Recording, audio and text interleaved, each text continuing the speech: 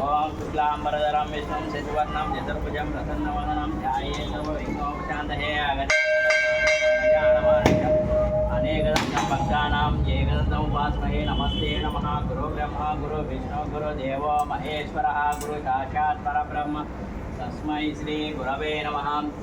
ओम अक्षयाय नमः ओम केतवाय स्वाहा ओम नारायण स्वाहा ओम माधवाय स्वाहा ओम गोविंदाय नमः ओम विष्णुवाय नमः ओम मधुसूदनाय नमः ओम त्रिविक्रमाय नमः ओम वामनाय नमः ओम श्रीधराय नमः ओम ऋषिकेशाय नमः ओम पद्मनाभाय नमः ओम दामोदराय नमः ओम संघर्षाय नमः ओम वासुदेवाय नमः ओम प्रतीत्याय नमः ओम अनाथाय नमः। मेरो दिग्भागे श्रीशैलप्रदेशे दक्षिणादिग्भागे श्री जोडेश्वरी देवालये श्री जोडेश्वरी देवताभ्यो नमः नमस्ते नमः।